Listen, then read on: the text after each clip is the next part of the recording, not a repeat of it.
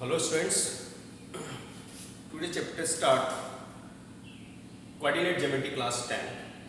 Last video में आपको मैंने section formula, mid point formula and centroid ये तीन फॉर्मूले आपको एक्सप्लेन कराए थे और उनसे रिलेटिव्स मैंने आपको क्वेश्चंस भी कराए थे, राइट। अब मैं आपको एनसीईआरटी 7/2 के कुछ क्वेश्चंस आपको सॉल्व करा रहा हूँ और उनसे रिलेटिव आपको वर्कशीट दूंगा। Okay, find the coordinate of the points of trisection of line segment joining 4, -1 and -2, -3। वो कह रहे हैं एक लाइन है, उस लाइन के कोऑर्डिनेट a एंड b 4, -1 और -2, -3 एक लाइन दे रखी है। उस लाइन को उसने कितने पार्ट में डिवाइड किया है? 3 पार्ट्स में डिवाइड किया है। एक पॉइंट हमने P ले लिया और एक पॉइंट हमने Q ले लिया। एक लाइन को इक्वल 3 पार्ट में उसने डिवाइड किया है, इक्वल 3 पार्ट्स में। उसके हमने कोऑर्डिनेट ले लिए x1, y1 and x2 and y2, right. P and Q, sorry, P and Q। अब P के कोऑर्डिनेट निकालने की बात हम करते हैं तो देखिए यहां से अगर हम कोऑर्डिनेट P निकालें तो हमें एक रेशियो फाइंड करना पड़ेगा। वो कैसे करना पड़ेगा? देखिए यहां से, इससे पहले सेक्शन फॉर्मूले मैंने आपको क्या पढ़ाया था? 2 पॉइंट्स होते थे और एक उसको लाइन, एक पॉइंट जो था वो इंटरली इंटरसेक्ट करता था जिसका रेशियो क्या होता था? m1 ratio m2। तो सपोज हम Q को यहां से हटा देते हैं और P जो है वो AB को क्या कर रहा है? इंटरनली इंटरसेक्ट कर रहा है। क्या कर रहा है? इंटरनली इंटरसेक्ट कर रहा है। तो AP रेशियो BP कितना होगा? AP ratio BP।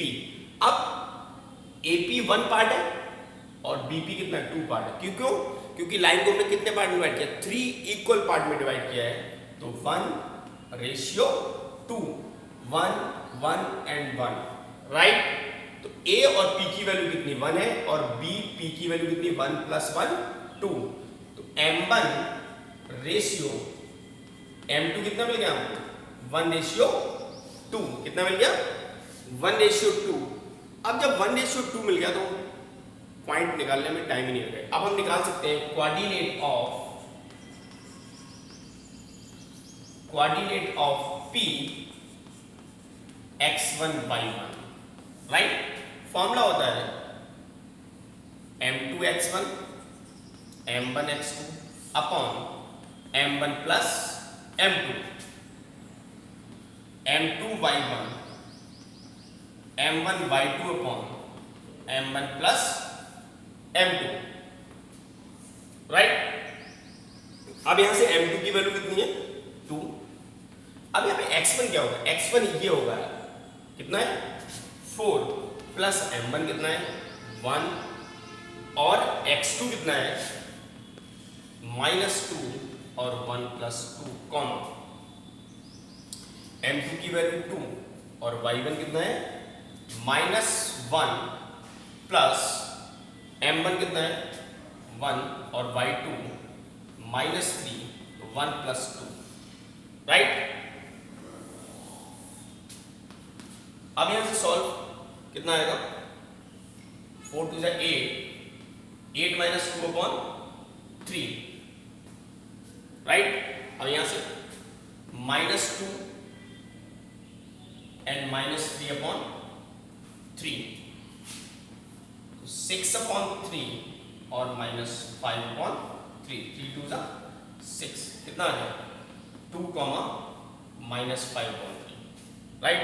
एक बार आंसर और टेली कर लो। x2 की वैल्यू आपने 2 पुट करी है और x1 की वैल्यू कितनी है? 4 × 2 = 8 आ जाएगा यहाँ पे, राइट। m1 कितना है? 1 और x2 कितना है? -2, तो -2/1 + 2, 3 हो जाएगा, राइट। अब आ जाओ 2 × -1 एंड 1 × -3, ये आंसर आ गया। कोऑर्डिनेट P मिल गए, वेरी गुड। अब देखिए नेक्स्ट कंडीशन। नेक्स्ट कंडीशन में देखिए यहां से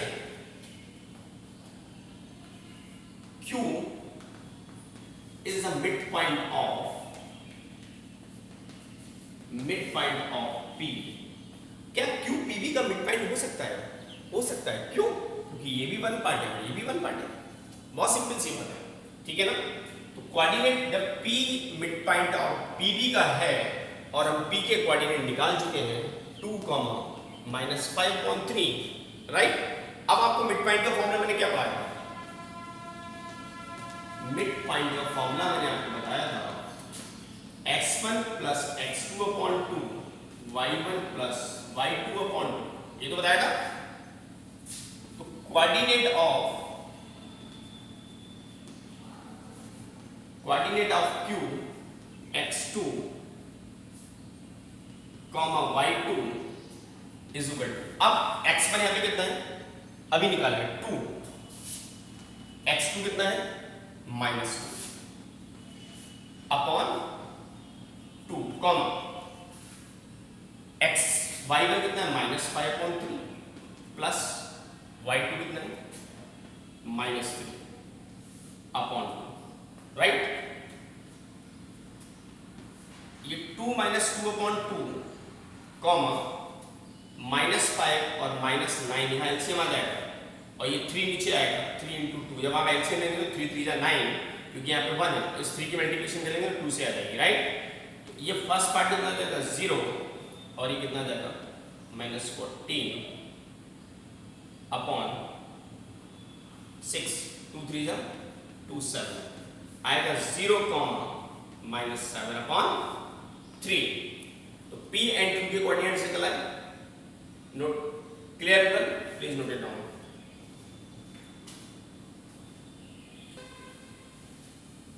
Listen to the next question. Find the ratio in which the line segment joining the point A and B is divided. The x-axis also find the coordinate of the points of division. देखिए एक line A B दे रखी है,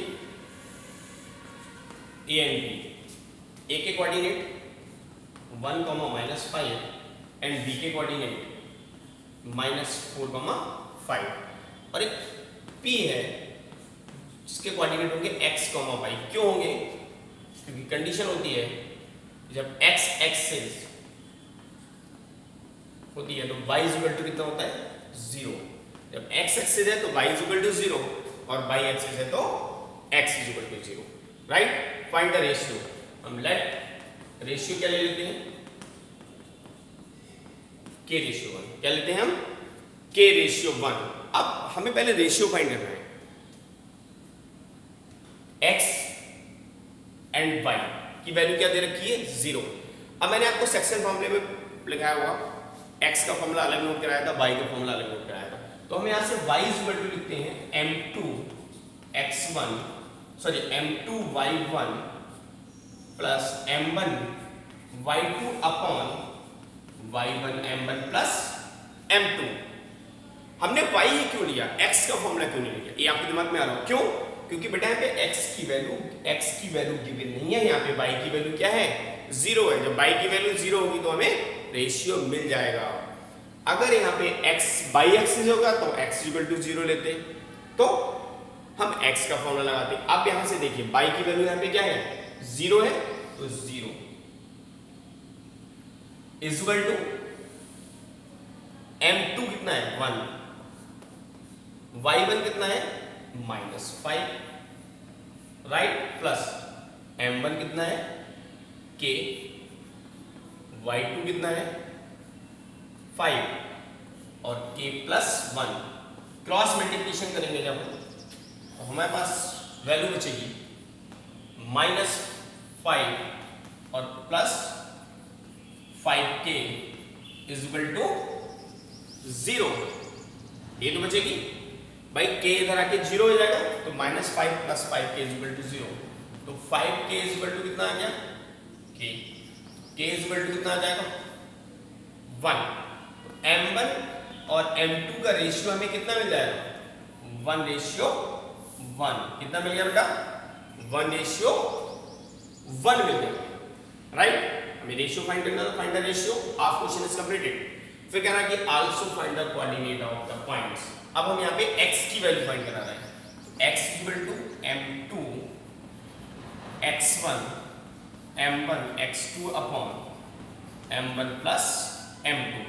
अब x की तो value find नहीं करनी है, m2 की वैल्यू कितनी फाइंड कर चुके हैं 1, x1 कितना तुम्हारे पास 1 प्लस m1 कितना है 1, x2 कितना है -4 upon 1 plus 1।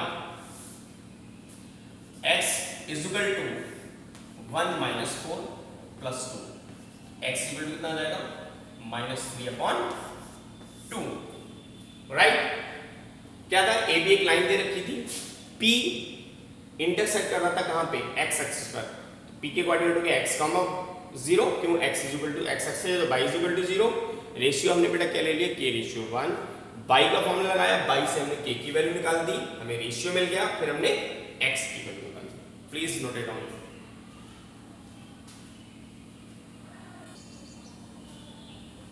Hello students, next question, if 1, 2, 4, y,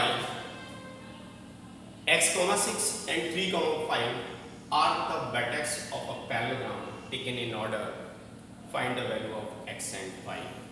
देखिए एक पैरेललोग्राम गिवन दे रखा है जिसके coordinate a, b, c and d दे रखे हैं राइट। a इन ऑर्डर क्या रहा है a1, 2, a4, y, c, x, 6 and 3, 5 right. कह रहा find the value of x and y। देखिए डायगोनल ऑफ पैरेललोग्राम, पैरेललोग्राम के डायगोनल क्या करते हैं बाइसेक्ट करते हैं एक दूसरे को, ओ पर करते नहीं करते बोलो। Diagonal bisect each other of a parallelogram. Diagonal bisect each other. Bisect का मतलब क्या हो गया मिड पॉइंट। क्या हो गया मिड पॉइंट हो गया ना। और मिड पॉइंट का मैं फॉर्मूला लिखा चुका हूं कोऑर्डिनेट ज्योमेट्री में, x1 plus x2 upon 2 plus y1 upon y2 right. तो ऐसे देखिए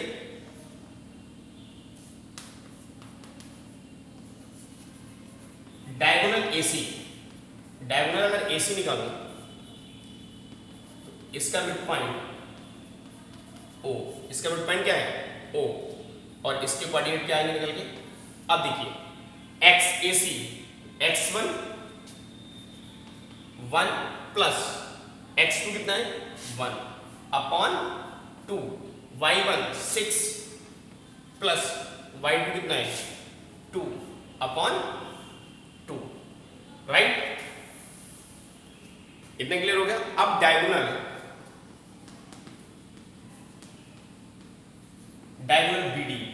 BD का मिड पॉइंट क्या होगा मिड पॉइंट O होगा ना।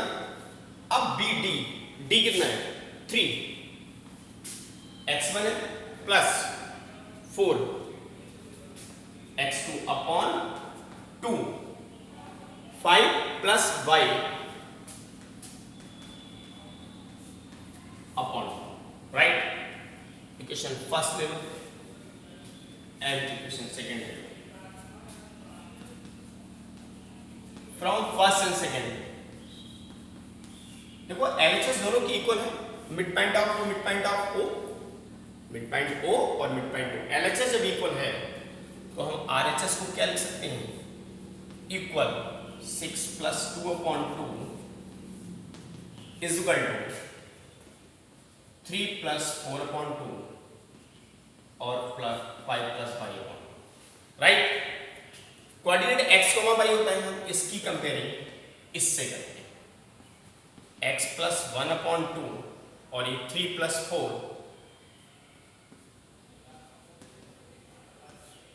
बेटा ये 2 से 2 कैंसिल हो जाएगा, दोनों इक्वल टू है। x प्लस 1 ये 7, x इक्वल टू कितना आ जाएगा 6 x की वैल्यू कितनी आ गई 6। अब हम y और y को कंपेयर करेंगे।